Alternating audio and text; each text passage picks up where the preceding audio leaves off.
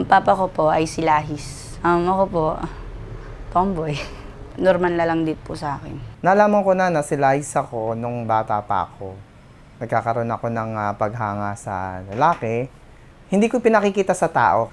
Hindi ko ma-accept sa sarili ko na ganun ako. Sabi ko po sa mga kaibigan ko na kahit bakla po yung papa ko, hindi niya po papabayaan yung anak niya. Back when I was a child, before I remove all the innocence, my father lift me high and dance with my mother and me, and then spin me around till I fell asleep.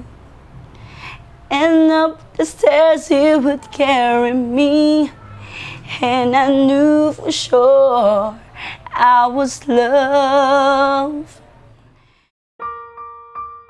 Come out ako, 33 years old.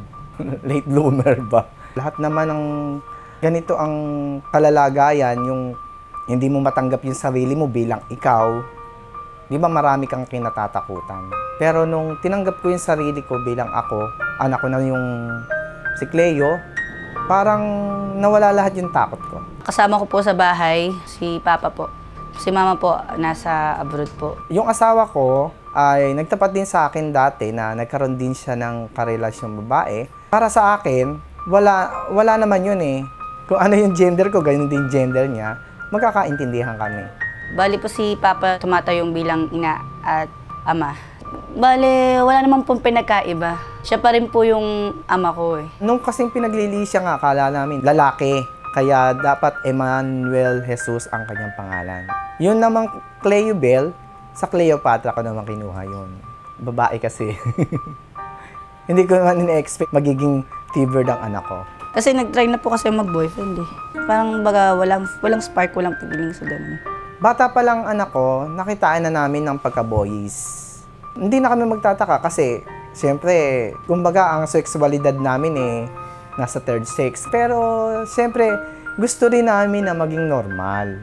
Kasi napakahirap nung kalalagayan ng nasa third sex ka. Unang-una sa tao, pangalawa sa harap ng Diyos. Nagkaroon na kami ng gap ng anak ko dahil dun sa pakikipag-relasyon niya sa kapwa-babae. Hindi kasi nag-uwi siya ng babae sa bahay.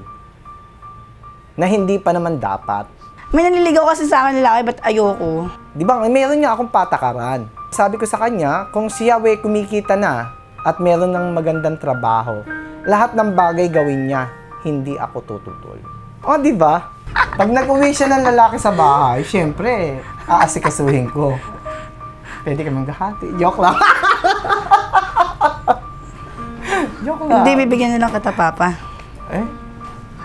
Hindi, yung manliligaw sa akin, bibigyan ko sa'yo. Diyos. Hindi, Diyos lang. Sa panahon ngayon, hindi naman siguro niya pagdadaanan yung pinagdaanan ko. Kasi, kumbaga, hindi naman siya nagtago ng kanyang pagkatao. Ayon lang din sa karanasan ko, mahirap magtago ng sarili. Buti nga siya, mama niya ganito, papa niya ganito.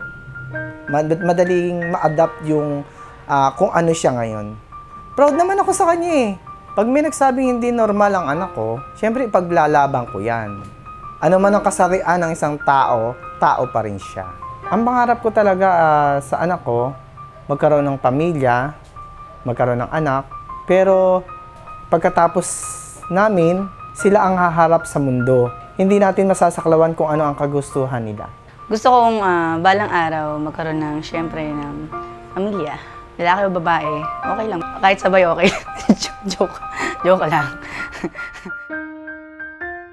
If I could get another chance, another walk, another dance with him, I played a song that would never, ever end.